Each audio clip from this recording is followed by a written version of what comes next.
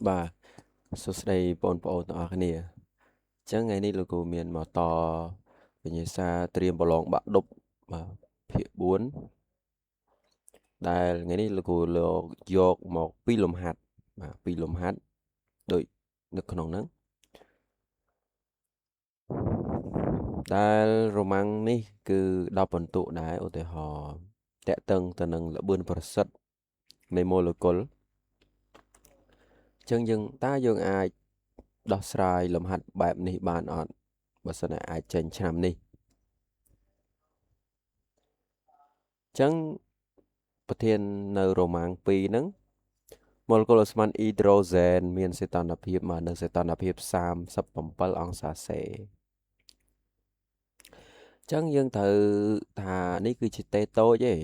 តែនៅក្នុងលក្ខខណ្ឌយើងគឺត្រូវបដូរវាទៅជាតេធំគឺយើងបូកវាទៅបានបូកវា273ទៅបានជាកែលវិនណាប៉ុន្តែសំណួរគេសួរគឺដោយសារតែល្បឿនប្រសិទ្ធហ្នឹងគឺវាអាស្រ័យនឹងសីតុណ្ហភាពនៃនៅ37អង្សាសេហ្នឹងចឹងនៃម៉ូលេគុលហ្សែននៅសីតុណ្ហភាព37អង្សាសេអញ្ចឹងល្បឿនប្រសិទ្ធ VMS ហ្នឹងតើយើងអាចរកតាមណាបានអញ្ចឹងយើងមកមើលដំណោះស្រាយទាំងអស់គ្នាដំណោះស្រាយទាំងអស់គ្នាយើងដាក់ថាដំណោះស្រាយចំណែកលេខ2ចុះដាក់ថារ៉ូម៉ាំង2អឺកណនាល្បឿនប្រសិទ្ធណាល្បឿនប្រសិទ្ធល្បឿនប្រសិទ្ធ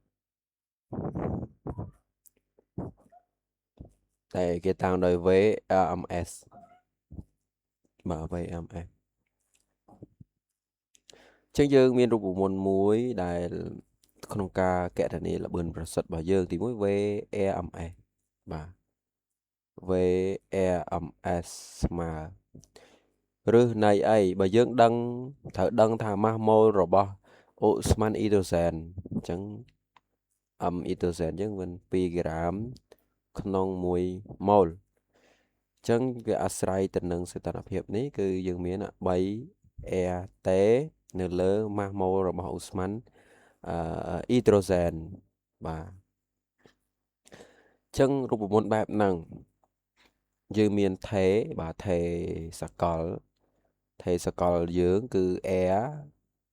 ដោយ air ស្មើនឹងប៉ុន្មាន air បាទដោយ air ស្មើនឹង8.31 joule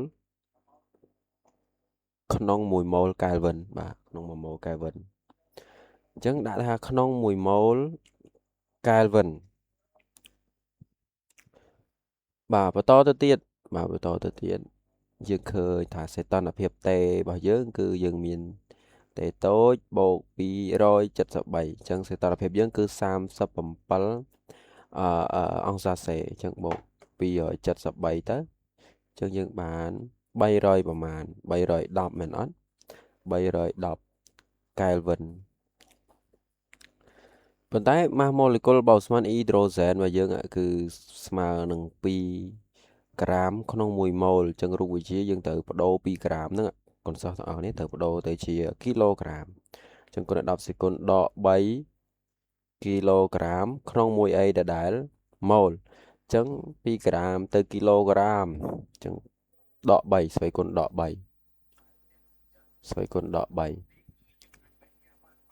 ចឹងយើងអាចធ្វើការចំនួនចូលទៅក្នុងល្បឿនប្រសិទ្ធរបស់យើងល្បឿនប្រសិទ្ធរបស់យើងគឺ VRMS ស្មើនឹងរឹសនៃ3គុណឲ្យ8.31បាទចែកឲ្យគុណនឹងសីតុណ្ហភាពសិនគុណឲ្យ310ចឹងលេខខ្លះយើងអាចសម្រួលចេញបានក៏សម្រួលចេញទៅបាទចឹងចែកឲ្យ2គុណឲ្យ10ស្វ័យគុណដក3ចឹងឡើយហ្នឹងយើងអាចធ្វើបានដែរប៉ុណ្ណឹងចឹងយើងគុណបញ្ចូលគ្នាខាងលើចឹងភាគបែងនៅខាងក្រោមវាស្វ័យគុណវាដក3មែនទេដក3យើងដាក់ទៅលើចូលរួមមុនអាសេគុណដក n មួយនៅលើអាសេគុណដក n ចឹងមិនស្មើអាស្វ័យគុណ n ចឹងយើងចាំបោះវាទៅលើទៅបានស្វ័យគុណបូកវិញណា ចឹងយើងឃើញយក3ទៅគុណនឹង8.31គុណឲ្យ310ចឹងយើងទទួលបានយើងសរសេរខាងលើសិនមកសរសេរភាគបែងខាងលើសិនណាភាគយកខាងលើសិនណាចឹងយើងឃើញរឹសនៃ7បាទ7028.3ចែកជា2ចឹងស្វ័យគុណលោកគ្រូសុំដាក់ទៅលើដាក់សេគុណបូក3វិញចឹងបាច់សរសេរបូកក៏បានដែរដឹងថាបូកនិមិត្តសញ្ញាវិជ្ជមានចឹងបូកទៅដែរចាស់អញ្ចឹងយើងយកវាទៅចែកជាប៉ុន្មានទៀតយកវាចែកជា2ចែកជា2វាកាន់តែអស់តិចចឹងនៅសល់រឹសនៃ38យើងចែកជា2មកវាបាន64.15បាទ.15ចឹងគុណឲ្យដល់ស្វ័យគុណ3ចឹងយើងឃើញថាតើស្វ័យគុណប៉ុណ្ណឹងយើងអាចបញ្ចេញដាច់អត់ចេញដាច់អត់ចឹងស្វ័យគុណ3យើងមិនអាចបញ្ចេញបានទេយើងត្រូវរំកិលក្បៀសលេខហ្នឹងមកខាងណាក៏បានដែរឲ្យទៅចេញគូសនុកបញ្ចេញចឹងលោកគ្រូសូមដាក់ថាចឹងរំកិលមកខាងឆ្វេងមកស្វ័យគុណបូក1ចឹងបូក1នឹង4នៅសល់ប៉ុន្មានចឹងលោកសូមសរសេរថា38 6.415គុណឲ្យ10អញ្ចឹង1នឹង3វាឡើង4អញ្ចឹងស្វ័យគុណគូ4យើងអាចលើកជា10សេគុណ2ការ៉េបញ្ចេញមកបាន2អញ្ចឹងទូនទីយើងគ្រាន់តែបញ្ចេញរឹសពីរឹស300ហ្មង386ចុច415អញ្ចឹងវាបាន19.65 19.65បាទឬក៏66ក៏បានដែរចឹងស្វ័យគុណបញ្ចេញបាន2ចឹង10សេគុណ2ចឹងຂະຫນាតល្បឿនប្រសិទ្ធចឹងគិតជាអីល្បឿនគិតជាម៉ែត្រក្នុង1សេកិនចឹងយើងឃើញដូចនេះបាទដូចនេះល្បឿនប្រសិទ្ធនៅសីតុណ្ហភាព37អង្សាសេណា37ហ្នឹង VAMS គឺ19.66គុណនឹង10ស្វ័យគុណ2ម៉ែត្រក្នុង1សេកិនបាទចឹងអានេះគឺដំណោះស្រាយរបស់យើងប៉ុន្តែអក្សរខគេថាឲ្យយើងគណនាសីតុណ្ហភាព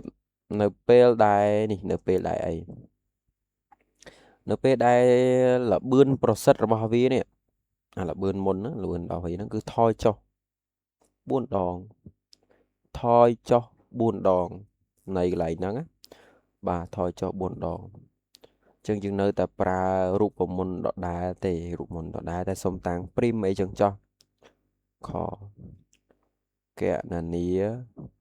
សីតុណ្ហភាពថ្មីចុះដាក់ថាសីតុណ្ហភាពមួយទៀតបាទសីតុណ្ហភាពតេព្រីមចុះពេលដែលយើងតាំងបាទយើងតាំងតាមរូបមន្តដដែលចុះ VAMS ព្រីមចឹងទៅដាក់ព្រីមចឹងមកឬនៃ 3R តេព្រីមនៅលើអញ្ចឹងម៉ាស់ម៉ូលេគុលអ៊ីដ្រូសែនដែរអញ្ចឹងមិនចាំបាច់តាំងព្រីមទេតែបដូរតែសីតុណ្ហភាពហើយនឹងល្បឿនដោយសារតែល្បឿនប្រសិទ្ធវាថយចុះ4ដងអញ្ចឹងយើងមានល្បឿនដើមករណីដើមយើងគឺ19.66ក៏10សេគុណ2ម៉ែត្រក្នុងវិនាទីប៉ុន្តែត្រូវការទាញរ៉ាតេយើងធ្វើម៉េចដើម្បីបំបត្តិការ៉េនៅអង្គទី2យើងបំពាក់អង្គទាំងសងខាងជាការ៉េទៅ AMS ព្រីមលើកជាការ៉េស្មើអញ្ចឹងកាលណាយើងលើកកន្លែងនេះជាការ៉េដាច់នៅសល់អី 3RT ព្រីមនៅលើ M អញ្ចឹងអត់អញ្ចឹងយើងធ្វើការទាញរកសីតុណ្ហភាពមកនាំឲ្យយើងអាចបដូរតិចមកបានជាសុំទៅសេsorry បាទយើងអាចទៅសេថាVAMS ព្រីមការ៉េគុណឲ្យម៉ាស់ម៉ូលេគុលអ៊ីដ្រូសែនចែកឲ្យ 3R ទៅហ្នឹងគឺរបៀបទាញទីមួយយើងមានស្រាប់ហើយតែគ្រាន់តែថេយើងមានស្រាប់ហើយថេសកលប៉ុន្តែយើង VAMS ព្រីមនេះដោយសារតែវាថយចុះ4ដងអញ្ចឹងថយចុះ4ដងនៅមុនអញ្ចឹងទីមួយយើងមាន VMS 19.66ក្នុង10ស្វ័យគុណ2ម៉ែត្រក្នុងវិនាទីអញ្ចឹងថយចុះ4ដងមានតែយើងយកវាចែកជា4មកអញ្ចឹងយើងយក19.66គុណឲ្យ10ស្វ័យគុណ2យកវាមកចែកជា4អញ្ចឹងយើងបានល្បឿនប្រសិទ្ធថ្មី ចឹងយើងយក19.66មកចែកជាមួយ4ទៅយើងយកតែ2ក្បៀសបានណាយើងយកយក4.92ចុះគុណឲ្យ10ស្វ័យគុណ2ម៉ែត្រក្នុង1វិនាទីចឹងយើងមានម៉ូលេគុលអ៊ីដ្រូសែនដដែលយើងចំនួនលេខនៅក្នុងករណីហ្នឹងតែម្ដងទៅចឹងយើងបានសីតុណ្ហភាពថ្មីក្រោយពេលល្បឿនប្រសិទ្ធថយចុះ4ដងតើសីតុណ្ហភាពយើងប្រមាណកាល់វិនចឹងយើងយក4.92គុណឲ្យ10ស្វ័យគុណ2ប៉ុន្តែបើយើងការ៉េមែនណាការ៉េមែនណាចឹងយើងលើកវាជាការ៉េគុណឲ្យម៉ាស់ម៉ូលេគុលរបស់អ៊ីដ្រូសែនចឹងយើងបាន2គុណដល់10ស្វ័យគុណដល់3ចែកឲ្យអីចែកឲ្យ 3r ចឹងចែកឲ្យ 3r r ហ្នឹងមិនមែនកាមទេណា r ហ្នឹងគឺជាថេរសកលនៃអូស្មန်បរិសុទ្ធចឹង 8.31 ចឹងកន្លែងនោះគឺយើង 4.92 ហ្នឹងមិនមែន 4.92 គុណ2ទេមានន័យថាគុណខ្លួនវា 4.92 យើងយកវាលើកជាការ៉េមានតែគុណខ្លួនឯងចឹងយើងឡើងចឹងយកតសុំយក2ក្បៀសបានទេយើងយកវាទៅគុណនឹង2យកវាទៅគុណនឹង2តែហ្មងហើយចឹងបាន 48.41 ចុះយក2ក្បៀសក្រៅខ្ទង់ចានេះ2ស្វ័យគុណគុណស្វ័យគុណ2ដង4ចឹងស្វ័យគុណ4គុណឲ្យ10ស្វ័យគុណដល់3ចឹងនៅខាងក្រោមបាទនៅខាងក្រោមយើងនៅសល់3គុណឲ្យ 8.31 បាទ 8.31 យើងបាន 24.93 ចឹងយើងធ្វើការទូទាត់ស្វ័យគុណដោយស្វ័យគុណមេគុណដោយមេគុណចឹងទៅចឹងយើងបាន48.41យកមកចែកនឹង24.93ចឹងវាបាន 1.94 ចឹង4ស្វ័យគុណទូទាត់ស្វ័យគុណមកនៅសល់ស្វ័យគុណ1យើងអាចគុណបញ្ចូលទៅបាទគុណបញ្ចូលទៅអានេះឃើញកាល់វិនបាទឃើញគិតមកគិតជាកាល់វិនខេធំចឹងយើងបាន 19.4 កាល់វិនចឹងនៅពេលដែលល្បឿនប្រសិទ្ធវាថយចុះគឺសីតុណ្ហភាពរបស់វាគឺថយចុះដែរបាទនៅសល់ប៉ុន្មានដូចនេះសីតុណ្ហភាពក្រោយពេលល្បឿនប្រសិទ្ធថយចុះ4ដងគឺនៅសល់ 19.4 កាល់វិនចឹងនៅសល់ផ្នែកម៉ាស៊ីនតើបងប្អូនអាចមើលតើប៉ុណ្ណឹងអាចជាកន្លឹះធ្វើបានទេទីមួយគឺប្រាប់ទិន្នផលរបស់ម៉ាស៊ីនទាំងសេចាស់សេយើងយកវាមកយក 0.35 ចែក100ទៅcommand ដែលម៉ាស៊ីនបានធ្វើអញ្ចឹងគឺ command mechanic គឺ WM អញ្ចឹងទៅបើសិនបើវាស្រូបកម្ដៅ150 ស៊ូណាអង្គុយអីពីធុងក្ដៅអញ្ចឹងអង្គុយអេចអង្គុយហាស់បាទអង្គុយហត់អញ្ចឹងកណនីកម្ដៅដែលភាយចេញអញ្ចឹងភាយចេញអង្គុយសេអញ្ចឹងយើងអាចប្រើរូបមន្តដ៏ងាយមួយហើយ command mechanic យើងប្រើតាមណាសេស្មើនឹងអីបាទ WM នៅលើអង្គុយអីអង្គុយអេចអញ្ចឹងយើងទាញរកអីឃើញទេកន្លឹះទាញកន្លែងហ្នឹងកន្លឹះទាញមកល្មមឯប៉ុណ្ណឹងអញ្ចឹងផ្នែកម៉ាស៊ីនល្មមដែរទេយើងអាចធ្វើបានអីអញ្ចឹងចាំទស្សនាភាគបន្តទៀត